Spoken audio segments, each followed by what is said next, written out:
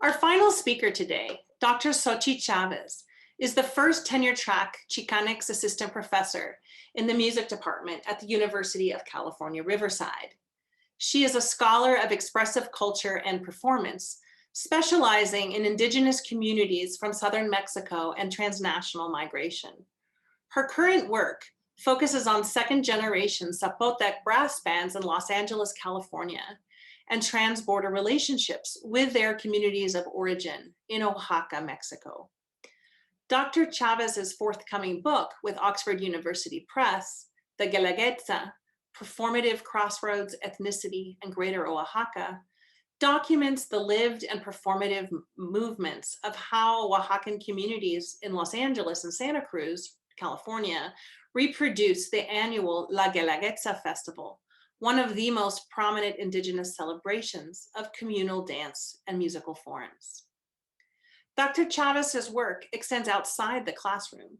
She has collaborated with the Smithsonian Institution in various capacities since 2010, such as their Folklife Festival, Mexico Profundo, Colombia, Peru program coordinator for the Pete Seeger Tribute Concert in 2014, and the program coordinator for the Latino Studies Museum program. She was the digital curator and the host for the Smithsonian Latino Center mobile broadcasting series from 2014 to 2017. In May of 2022, the Smithsonian Latino Center will open its first physical museum space on the National Mall, dedicated to the U.S. Latino experience, history, and culture. And Dr. Chávez is the curatorial advisor of Latino digital content for the inaugural Molina Family Latino Gallery at the National Museum of American History, with a fully bilingual Spanish and English exhibit titled Presente, a Latino History of the United States. Welcome, Dr. Chávez.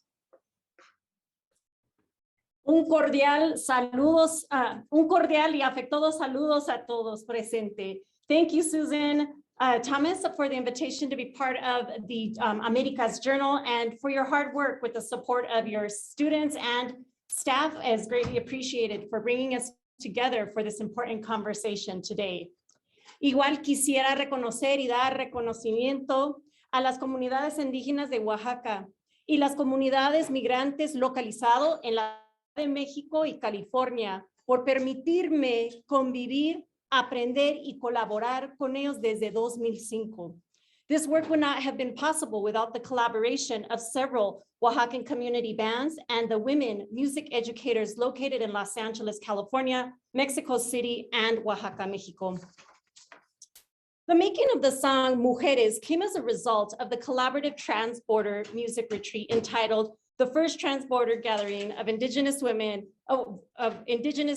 musicians in Santa Maria Tlahuitoltepec, which was held in July of 2018. This event was guided by indigenous practices of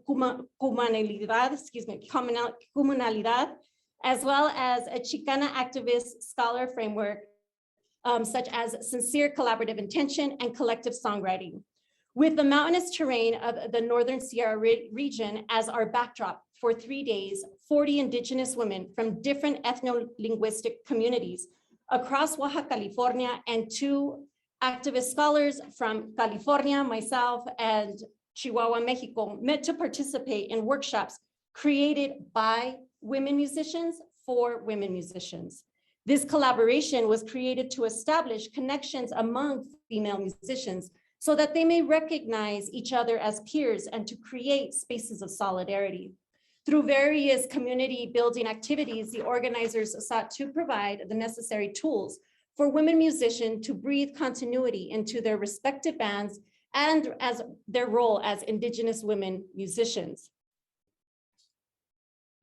The Zapotec community in the Sierra Juárez and the Mije community in the Sierra Norte de Oaxaca are most recognized for their music and pedagogy, maintaining traditional community-based philharmonic bands made up entirely traditionally of men. But during 150 years of transculturation, Mexican composers have incorporated indigenous rhythms into European styles of waltz, marchas, in creating a distinctive sound for each community. So the aim of this collaboration among Indigenous female brass musicians and activist scholars who employed these decolonial Indigenous approaches in Oaxaca and California are threefold. We acknowledge, and the project acknowledges, the women musicians in traditionally male-dominated Oaxacan brass bands, and two, challenges the colonial logics by documenting these decolonial efforts and discussions during a 3-day retreat of Indigenous women, and it engages in Indigenous worldviews and their everyday practices. And so what I will do by closing this talk is I will address how these Indigenous women have continued to maintain their networks and collaborative efforts across international borders and global pandemic. So the heart of this work deals with this process and practices of notions of power relations, self-definition, hierarchy, status, homogenization, and classification. This work was not done alone.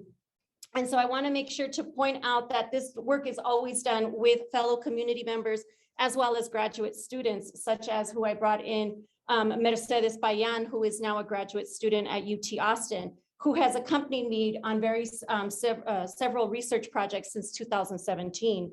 Mercedes respectfully has worked in the Sierra Juarez region with 2 community bands, as well as writing her master's thesis that was published from UNAM, while I've collaborated in a trans-border manner with 3 different Zapotec bands from the Sierra Juarez regions in Oaxaca and their corresponding migrant communities in Los Angeles. So in order to carry out this research and gathering, we practiced the methodology of sincere collaborative intention, where we fostered a long-standing relationship by traveling and making music with Indigenous Philharmonic community bands for several years. We draw on principles such as Convivencia by Trinidad Galvan, where collaborators build social relations that are based on living, working, and learning from one another. Additionally, in this context, traditional research power dynamics are broken down through our own lived experiences. And we also made a commitment to practice in being present, staying attuned to cultural and community protocols, while also actively showing up and being there sincerely to listen to what they have to say, and respectfully assisting in what community needs are. And this also part of our participation is witnessing everyday life in Mexico and in their new locations of residency. So throughout this work, my research, as well as the colega Mercedes, we practiced an awareness of this process of how knowledge is produced and is represented within communities and the academy. So as decolonial ethnomusicologists, we resisted speaking in an authority for a community because we very much knew that we were there as collaborators. So I want to make sure to mark that. So before we get into this kind of how did the song come about, I want to make sure to do some character building, right? So here we have director and maestra Leticia Gallardo. She is the founder of the Philharmonic band Mujeres del Viento Florido. She is native of, and when I mean native of Santa Maria Tlahuitoltepec, she is also of the ethno-linguistic community, which is called Ayuk for Maya. Mije.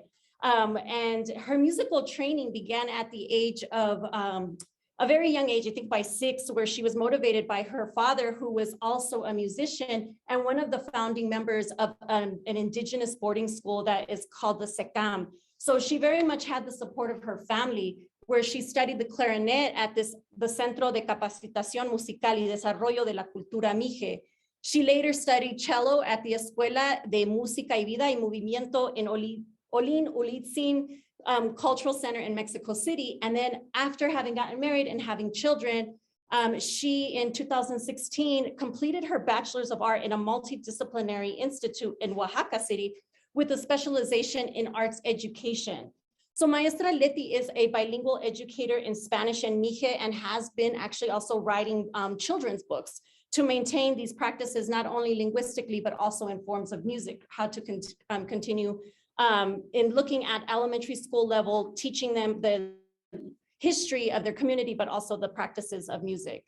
So in total, she has more than 30 years of experience in music. And in her children, she actually has a young female daughter named Diana, and her son is Jose.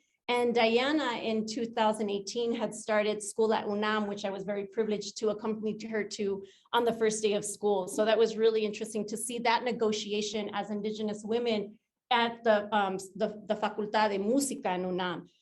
So in terms of talking about some of these different borders that they were crossing and their experiences of racism, again, this was part of something to bear witness. So her daughter and son are actually following, again, in their grandfathers and now their mother's professional music training.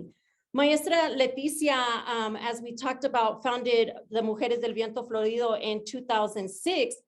And what it was, gained much recognition locally, but it wasn't recognized by the municipality until 2009, which is very significant, right? Because there was a lot that was happening as an all-female band. So little by little, they began to integrate more women musicians from various towns within the Sierra Norte, as well as the Sierra Juarez. So what we see here is mainly Mije, but then again, some Zapotec communities from the Sierra. And so I will say that there are also brass bands that are in the Central Valley of Oaxaca, as well as brass bands in the Isthmus. So we see different variations of brass bands, but what we're focusing on here is within the, with the Mije community. So by December of 2013 is where Maestra Leti and the banda actually made their first recording. And so this is where they finally positioned themselves as a women's band within the field of musicians. Who now, for them, as they said, finally left a mark, made a mark of their work within this type of genre. So Maestra Leti has participated in various meetings and dialogues with other band directors who are mainly men from different parts of Oaxaca to discuss the direction of Philharmonic bands in the Northern Sierra region. Also to talk about ways of how to standardize teaching and learning in the context of their towns that conserve Indigenous civic-based practices, such as the cargo system. So Leticia is the one who made this call for the first gathering of women musicians in Santa Maria Tlahuitoltepec, with focusing, as I mentioned, about how, right, women could come together to make bonds or some links, a pesar, right, besides, even if there were migratory statuses, right, how could people continue to collaborate across this region of what I talk about of Oaxaca, California. So it looks at the migratory practice from Oaxaca up through California. So through this is how this original kind of conversation started. The other women that were part of this is some of the women, as you will see here, these are from to mark their specific regions. So from the Sierra Juarez, we actually have the Zapotec community where Maestra Alejandra Allende, Belén Velázquez, who are from the community of Hidalgo Yalala. And then we also have Natalia Luis, who is also Zapoteca from San Antonio. And then as we move into the Sierra Norte, which is your Mije community or Ayuk, is Flor Chávez and Alba Martinez from their respective community of San Pedro and San Pablo Ayutla. And then we have Verónica Bautista from Santa Maria. So I mark this because each of these women are in some capacities composers, directors, and music educators in terms of music theory. And so this is very significant because also these are the folks that came right to the region of Mije, the Mije region, and it's very difficult to get there in terms of because of infrastructure. Roads are very hard. They're not asphalt. A lot of it is still dirt roads, and so it can be very dangerous. But a lot of these women brought young women ranging from the ages of 10 to 30, and so that was pretty significant in terms of talking about who all came to this event. In terms of looking at the Los Angeles, right, in terms of creating that Oaxaca, California aspect, is LA-based band director Jessica Hernandez, who was born in the Los Angeles County and grew up alongside the first generation of Oaxacan bands. And a lot of these were formed by the first debut of youth bands were in 2001. So there are original bands that were all male. And the reason for those bands were created out of necessity for economic fundraising money to go back to their home community or to mark life cycles such as baptism, weddings, funerals. But she came from the generation when there was a lot of street violence and other types of circumstances that could take kids away and put them in danger. So their parents created the youth band. So she came from that age of when her community band debuted in 2004 with the new dynasty of Xóchitl, because she comes from the community of Xóchitl. So in Spanish, it's called La Banda Nueva Dinastía de Xóchitl. And it was, again, as I mentioned, with the purposes of wanting to teach the kids their music and culture from their community of origin and to keep them away from street violence. Jessica actually received her undergrad degree at UC Riverside with a minor of conducting, and then also with music education. She then continued to study how to be a director specifically for her youth band, but is also a band director pre-pandemic to 4 other bands. Some of those bands are actually a gigging band with Sinaloense style. So she is quite, as well as now she has completed actually a master's from USC in accounting, because we all need to understand how to finance and keep a band going, especially when you have anywhere from 40 to 60 people in a band, right?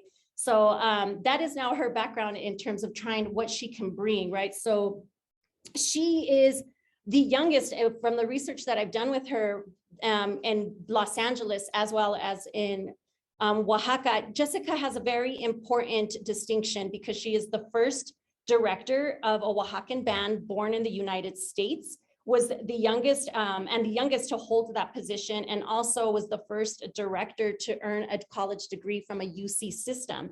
And so one of the things is that what's very important is when you are part of a band, it's a very special type of role within the community, because it also marks your civic duty or your civic participation. So this is one of the things that for her to be able to represent her community in Los Angeles, and then also to be able to have these collaborations in Oaxaca. This Jessica was actually able to take the community band of Los Angeles back to Oaxaca. So they took your second generation youth to participate in the feast day celebration in 2011.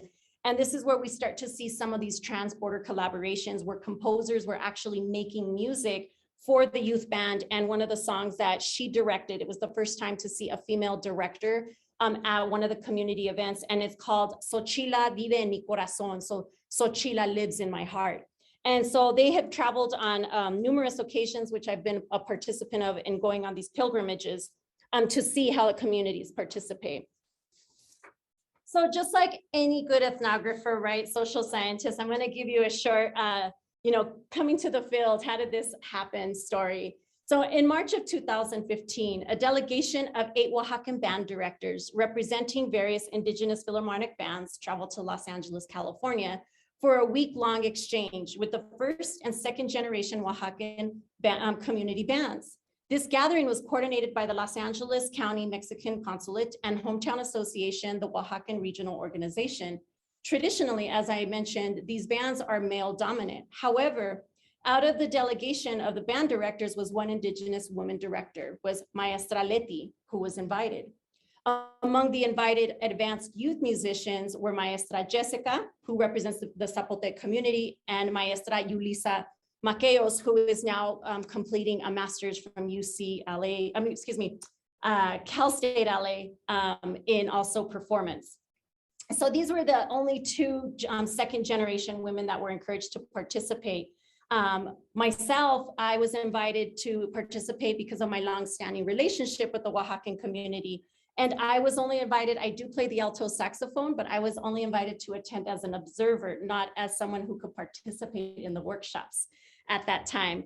So noting the gender dynamics and the hierarchies placed in this coordinating, by the coordinating entities, the 3 maestras, Leticia, Jessica, and Yulisa, and I quickly gravitated to each other during our short breaks to chat and share reflections about music workshops. Recognizing the need for a safe place for women to speak openly, I invited the maestras to dinner on our 3rd day of the workshops.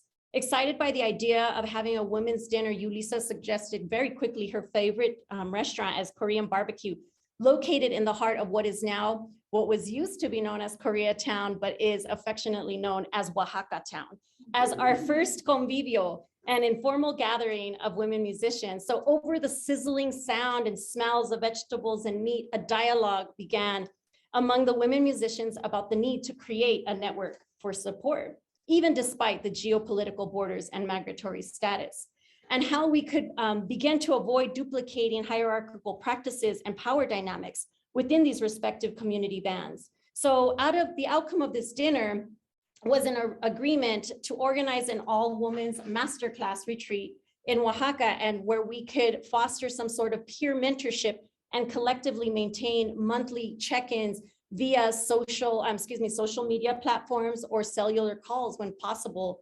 And so one of the things that I think when we're talking about social media, right, especially within communities in Oaxaca, internet is very difficult. So that was one of the things. You have to buy a ficha, you have to buy a little card in order to, and then stand by that location in order to utilize the internet. So we were very cognizant about how we did our communications, and we made sure to keep them effective, right?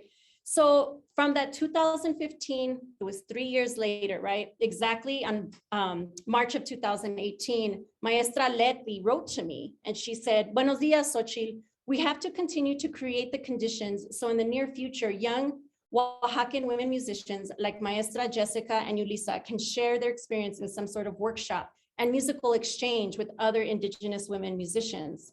I responded, "Maestra Leti, habla Xóchitl.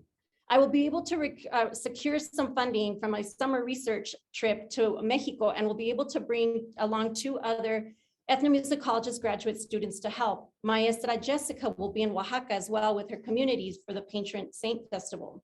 Maestra Leti responded, "This is perfect timing. Come to Tlahuitoltepec.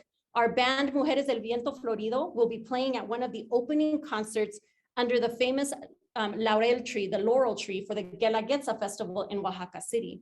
After the concert, we will travel together on the bus to the Sierra Mije for the first indigenous women retreat at the Centro Capacitación Musical de Desarrollo y de la Cultura Mije."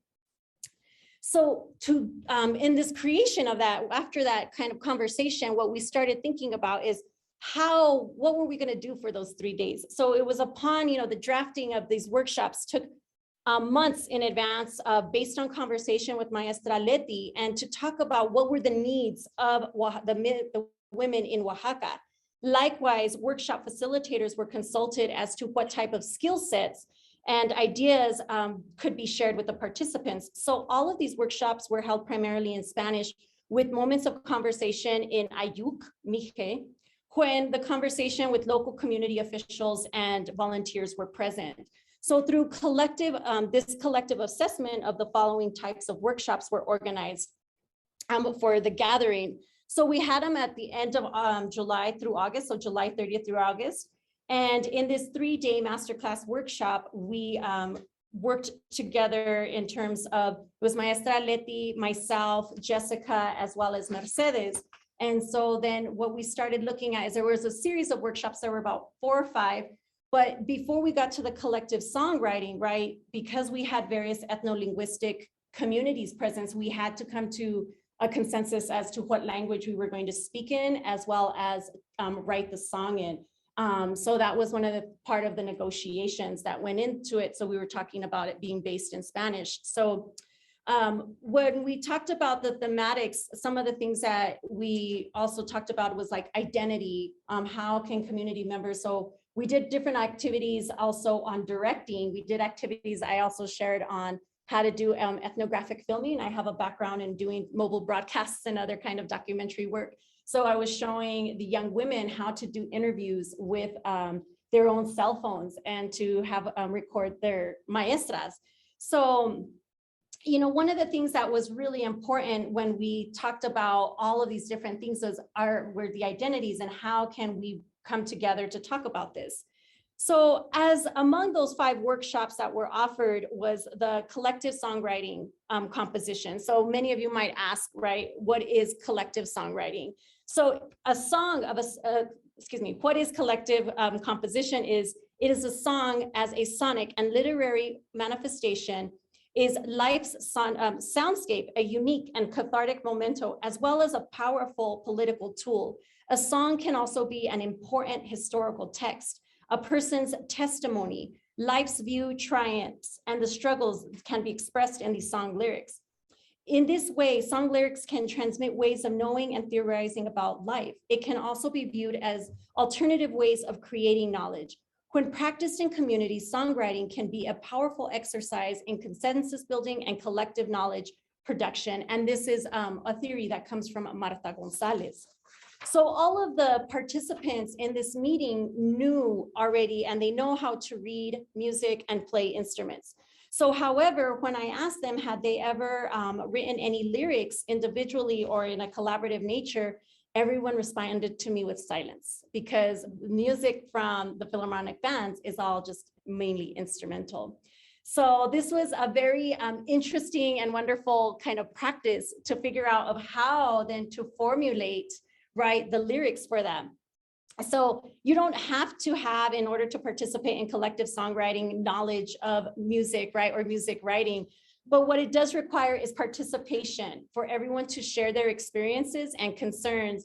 And when that is possible, what happens is you create knowledge, right, and empower the participants through the production of songs. So for this is where the collective songwriting actually has origins with the Zapatistas from Chiapas. And then it's followed by the use of a former Catholic revolutionary nun, Rosa Marta Zarate. So this practice comes also from indigenous communities and that were picked up by Marta Gonzalez and her husband Quetzal Flores. So as we were talking about the topics that we shared, right, it helped to generate the conversations for all of the ages, everyone that was present and from various communities to identify common struggles, right?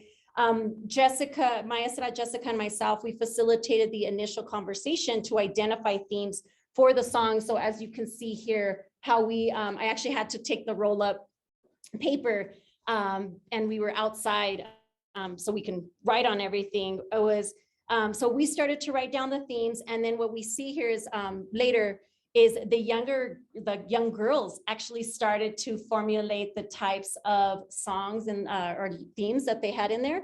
And then what happened is here we see then the maestras coming together and they separated to start to make the melody. So, and as well as the rhythms that we're gonna see. So everyone came together with all the different skill sets that everyone has.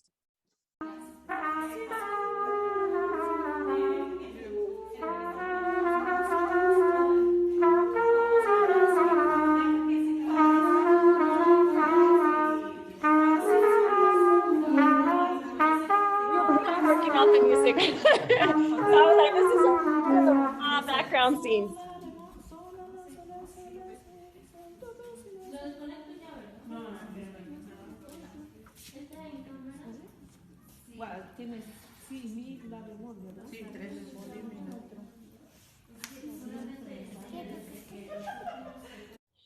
So from these conversations that took a number of hours, right, it's not just done in one day, as some of you know who have done compositions, it can take a number of hours, if not days, to write a song.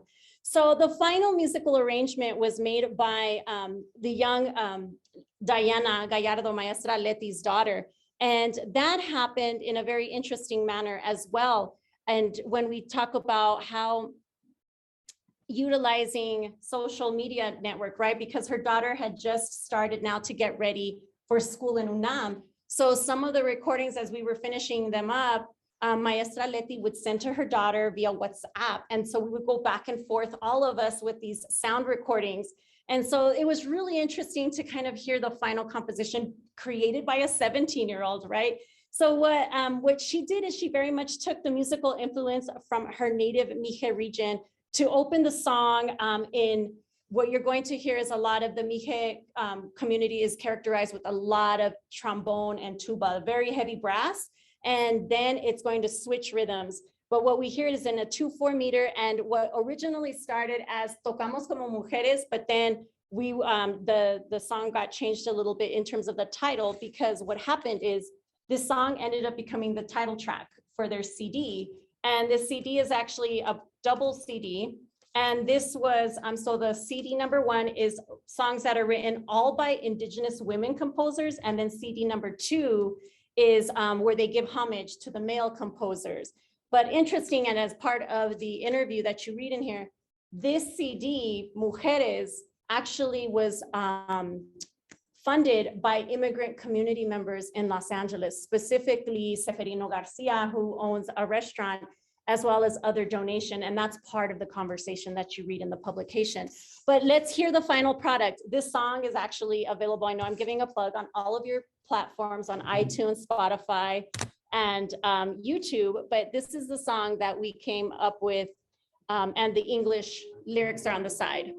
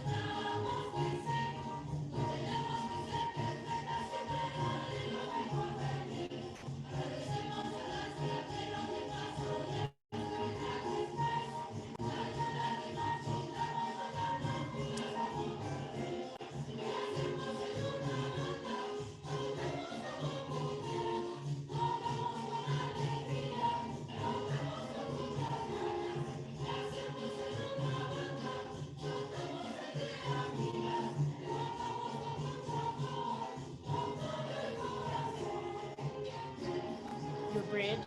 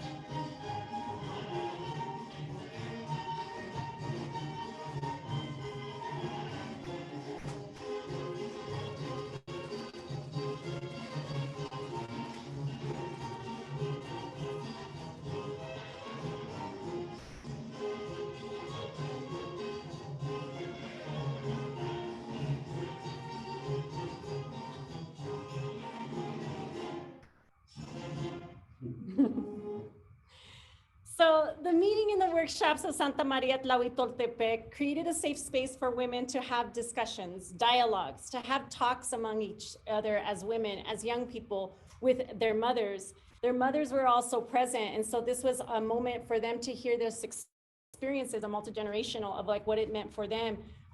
This was also an outlet, right, where they were able to actively listen to their companions, their compañeras. We cried with pain, but at the same time, there were more tears of joys that in creating these networks and these visions that we were weaving together. Through this creative process of collective composition, the women wrote the lyrics and created that musical arrangement that you have all heard right now in Mujeres. What has happened, right, in terms of now create that moment becoming a sonic lineup, right, to become part of this CD. And it's a reflection, right? And it was based on their own form of organic feminism and in the context of Indigenous women and their daily life. So what we were, I want to remind us again is about these workshops were located in the needs for themselves, right? The way that Maestra Jessica, Maestra Mercedes and I came to help in part create a space for dialogue and to begin to mark a genealogy of Indigenous women and women musicians were to avoid competition among their peers and see themselves as allies in the same struggle to obtain greater rights and access to music spaces. So this retreat, as I mentioned, was very much a way that fostered just an interest on how to have these further communities. And when we think about what's going on in a cross-border transnational work, is this form of now different productions of new materials and collaborations with second generation Oaxacan women, as well as scholar activists, professors. So this song, once it was debuted, actually garnered quite a bit of attention. And some of you might be familiar with Al Jazeera News. So they have a media outlet called Xóchitl. So this, and this was when it first came out, they flew in to Santa Maria to do an interview, and that song became the background of the interview for them, because it's now also kind of now for for Women's Day, it has now become kind of an anthem for them to talk about what we're doing.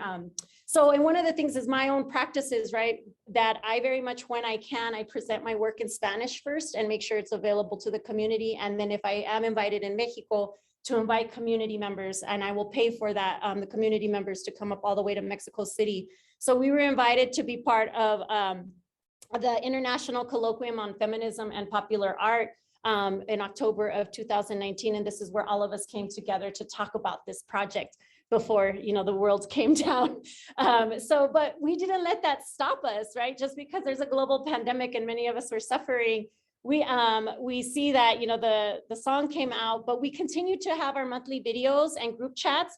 And we actually ended up deciding to say, hey, we're going to create what's called La Red Músicas Transfronterizas. So this is to be more encompassing of also the folks that may not be of indigenous Oaxacan communities, but from other parts of Mexico. What we ended up doing is also, we took the song, because there wasn't a music video. You can hear it, the music, but what we, as everyone ended up doing COVID videos.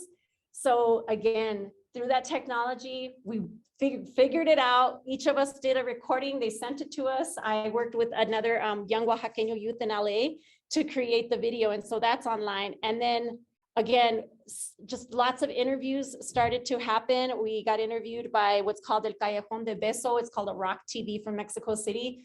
And there's just been many other collaborations now that the women have gone on to do with Lila Downs, Montse Lafont, something I forget, from Chile, sorry, my bad. But there has been many other collaborations that are happening now. And we were going to do a all-women's retreat to continue to do the encuentro on April 4th, but you see what dates that was. There were, we had over 130 participants sign up from LA, and they were even writing to me saying, can we do this as an online platform? But we just didn't have the technologies. We were all just figuring that out. So we are in discussion now to figure out how to do something universe health willing to come together again for this summer. Thank you very much.